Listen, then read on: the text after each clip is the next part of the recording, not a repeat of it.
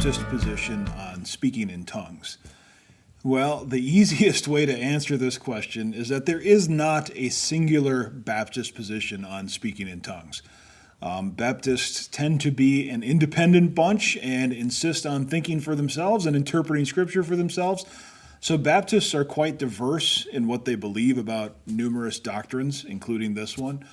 There are some Baptists who believe that the gift of tongues has ceased, that it is no longer for today's church. And there are certainly men whom I deeply respect and admire within the Baptist tradition who hold this position, such as John MacArthur. And then you have some Baptists who practice speaking in tongues on a regular basis. Pastor John Piper, a man whom I deeply respect and from whom I have gained much, has said that he regularly prays for God to give him the gift of tongues. So there isn't a definitively Baptist position on this question. There is a broad spectrum of diverse views.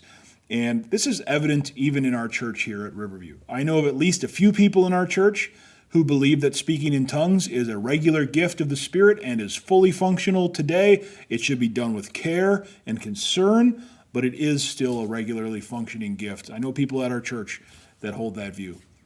And I know others at our church who believe that all the miraculous gifts, including the gift of tongues, have ceased. They are no longer necessary or given out by the Spirit to people today. And that's okay. This is an area where we can agree to disagree and still have fellowship with one another and do ministry together and even worship together. Although I think it should also be said that here at Riverview, our practice, our worship, does not have the use of tongues in it. So effectively, you could say that we as a church are not practicing the gift of tongues. Regardless, I guess, of whatever we believe about that specific gift, it is not part of our ministry or a part of our worship here at Riverview.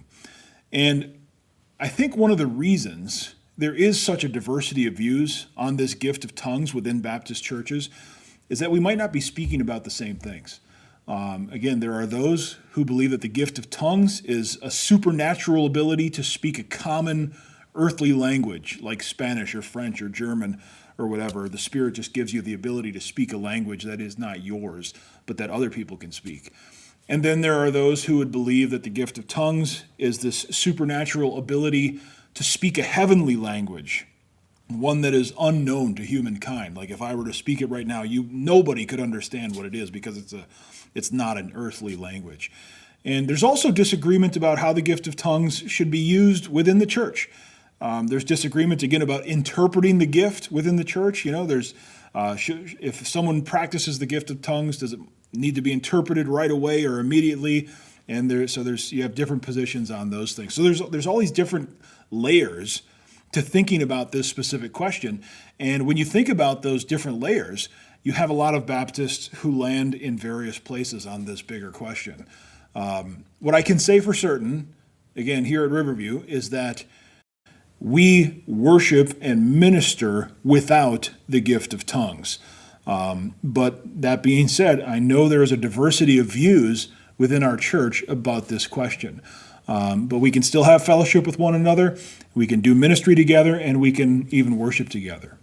So I don't think there is a definitively Baptist position on the gift of tongues.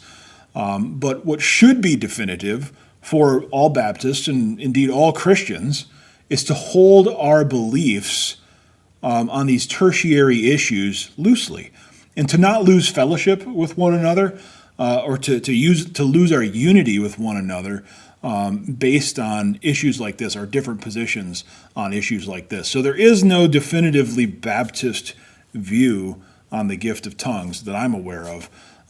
And we can all still have unity and still have fellowship with one another, even in light of our disagreements. And that's one of the reasons the church is a miraculous divine creation of God. God brings us together, even in spite of those areas where we differ.